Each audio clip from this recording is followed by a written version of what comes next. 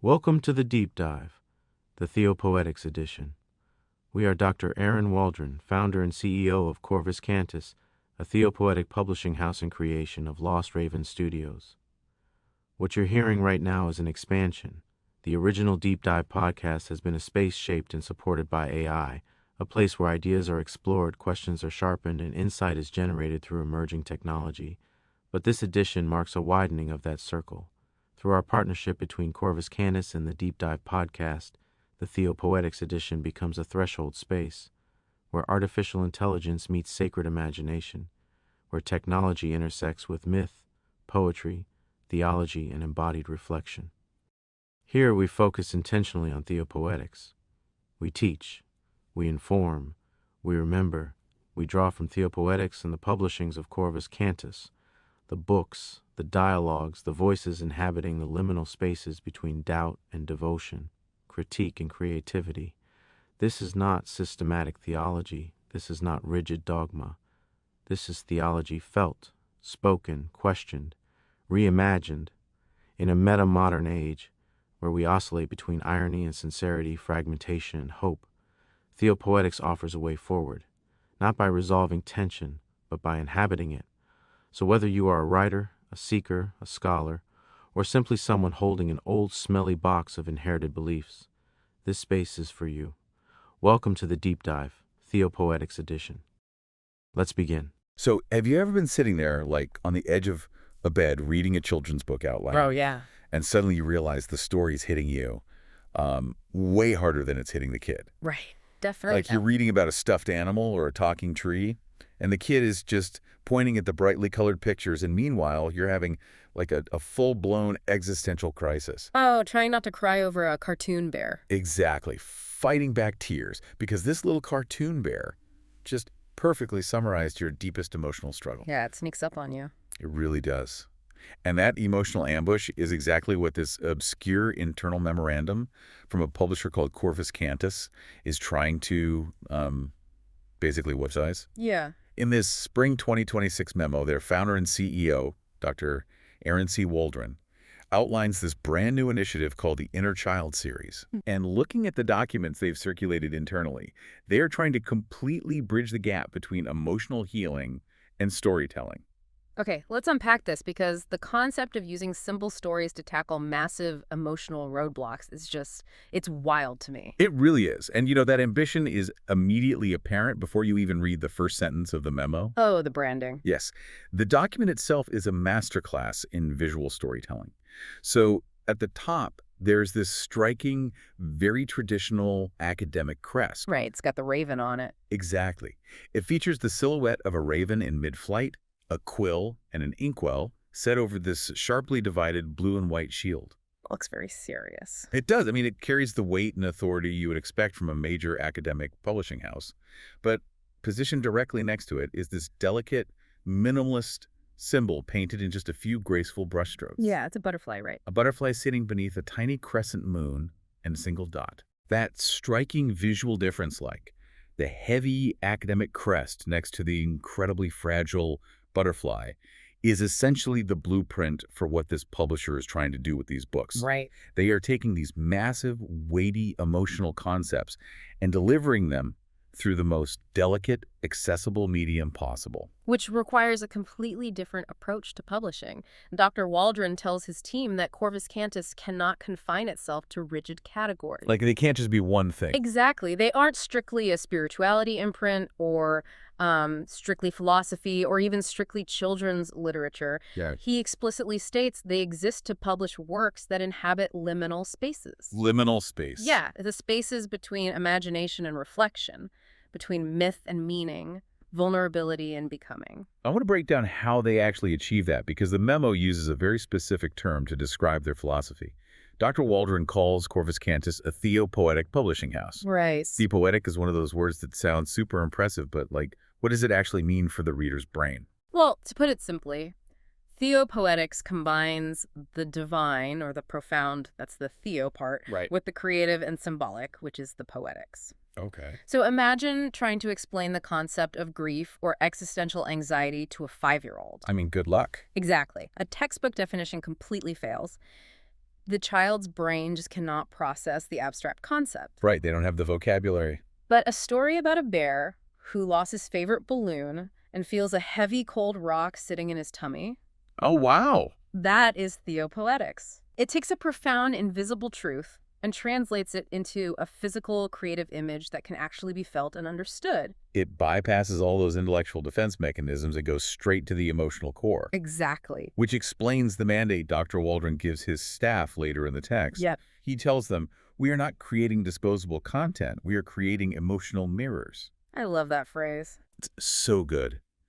And when you compare that to standard children's media, the contrast is stark. Because so much of what gets produced today acts like basically a brightly colored pacifier. Yeah, just bright lights and loud noises. Right. It is engineered to distract, to just keep a kid quiet for 10 or 15 minutes so you can make dinner.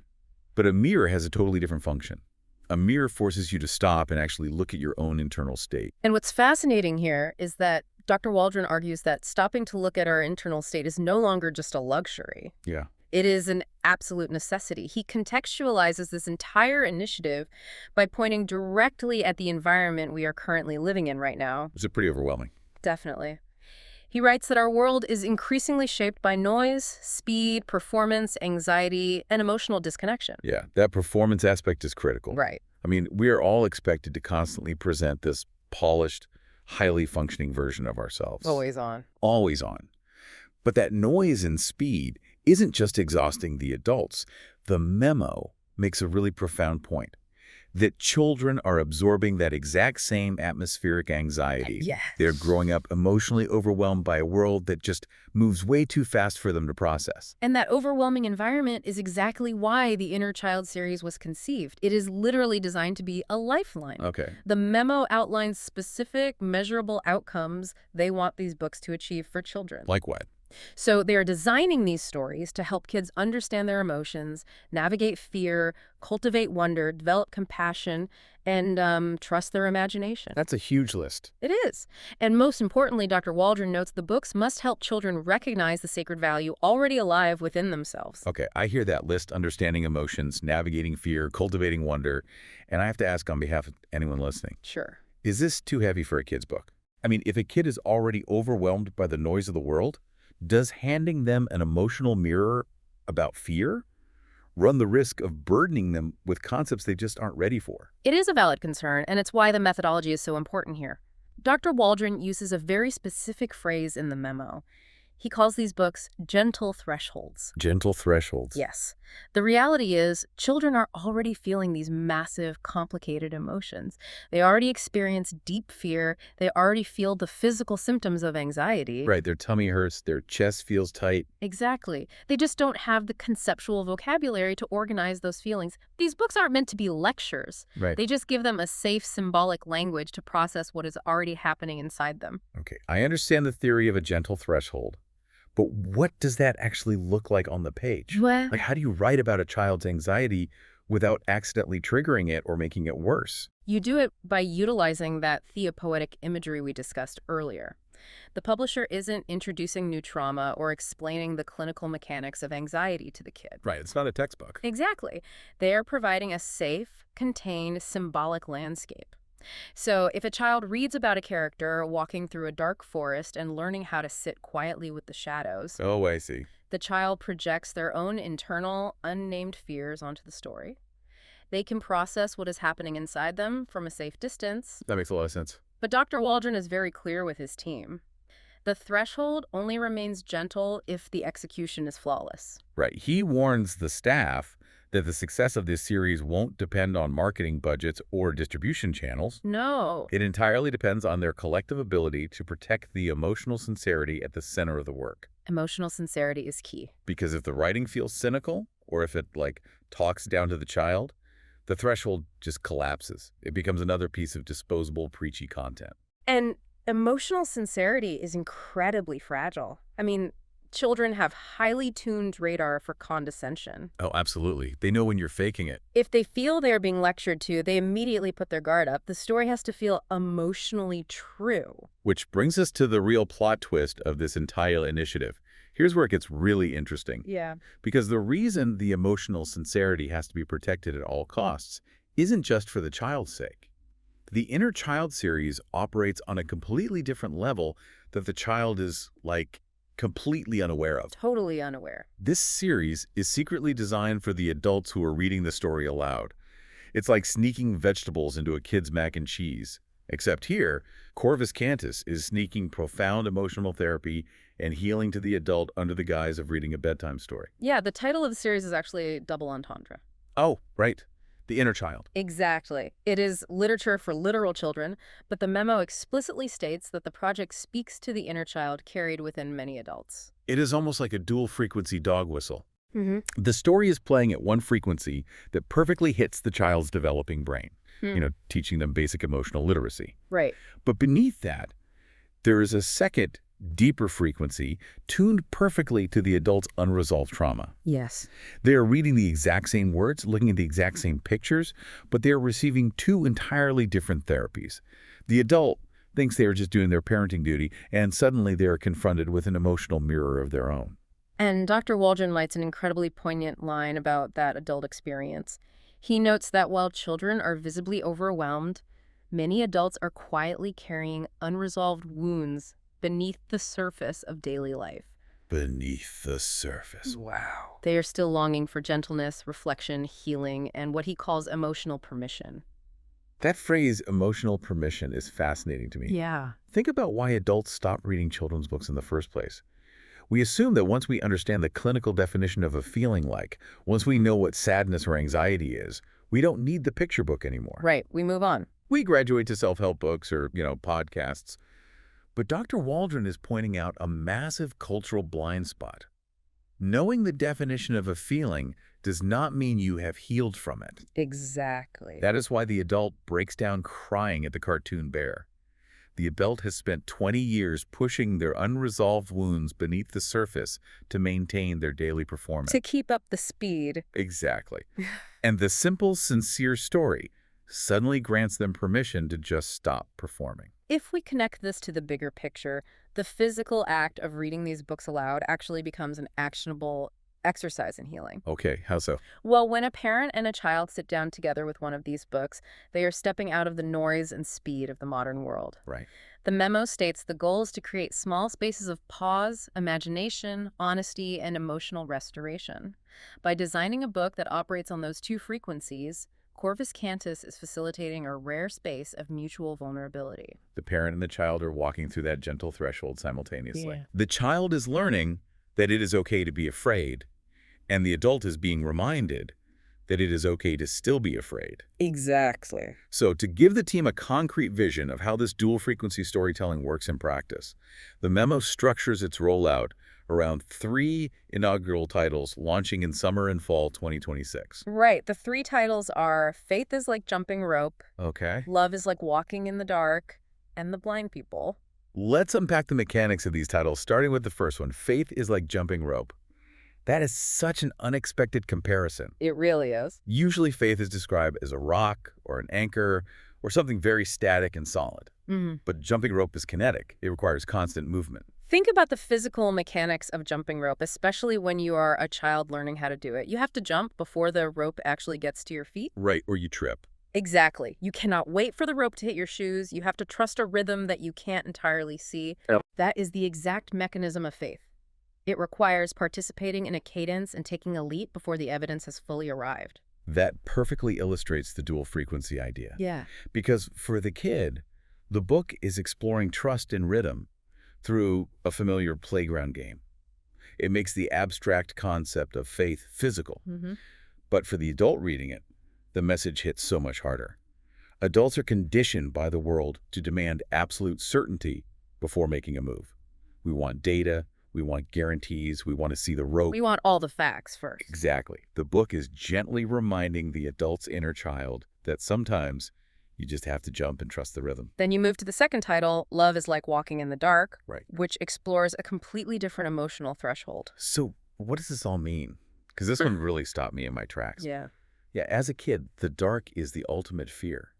It represents the unknown, the space where the monsters hide. Absolutely. And the instinct of every parent is to tell the child, oh, don't worry, the dark isn't scary. Let me turn on the light. Right. We try to fix it. We try to logically explain the fear away, But this title does the exact opposite. It frames love like the best thing in the world as walking in the dark. It is actively validating the fear. It acknowledges that stepping into the unknown is terrifying, regardless of your age. Yeah. I mean, for a parent raising a child, loving someone that deeply is entirely unmapped territory. I don't completely. You cannot see what is coming in the future. You cannot guarantee that your child won't get hurt or that you won't make a mistake. You are fundamentally walking in the dark. It's funny, when you say it out loud, I realize my default parenting instinct is usually to pretend I have a flashlight. Right, you want to be the guide. I want to project certainty. But by framing love this way, the book is giving the adult emotional permission to admit that love requires immense vulnerability. Yes. It offers the parent and the child a shared vocabulary to say, yes, it is dark, and yes, we can't see what's ahead, but we're going to keep holding hands and stepping forward anyway. Which perfectly transitions into the final inaugural title they mentioned, The Blind People. Okay. While the memo doesn't give a full synopsis of this one, the theopoetic implications are pretty clear. Right. In a world obsessed with performance and absolute certainty, acknowledging our own blindness is an act of deep humility. Right. If you connect it to the earlier themes of anxiety and emotional disconnection, so much of our societal stress comes from pretending we see the whole picture. Exactly. We judge ourselves and others based on tiny fragments of information. Yeah. So a story about blind people navigating the world suggests themes of reliance, trusting our other senses, and recognizing the sacred value in others when we cannot rely on surface-level visual judgments. It requires the characters, and by extension the readers, to slow down and pay deep attention to their surroundings and to each other.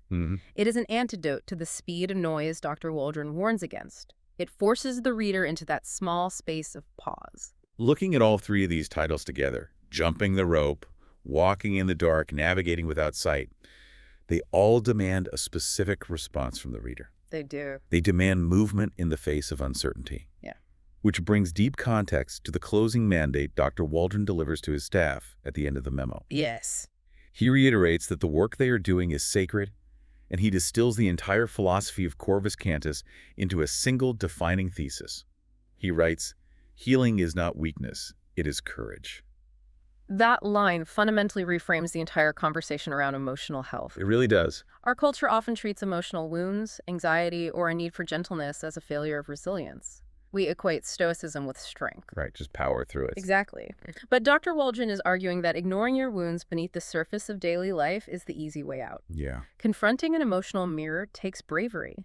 It takes courage for the adult to face the unresolved pain of their inner child. And it takes profound courage to sit down and help a young child navigate the massive, terrifying feelings growing inside them. So, to synthesize the brilliant strategy Corvus Cantus is deploying here, they looked at a modern landscape, drowning in performance anxiety and digital distraction.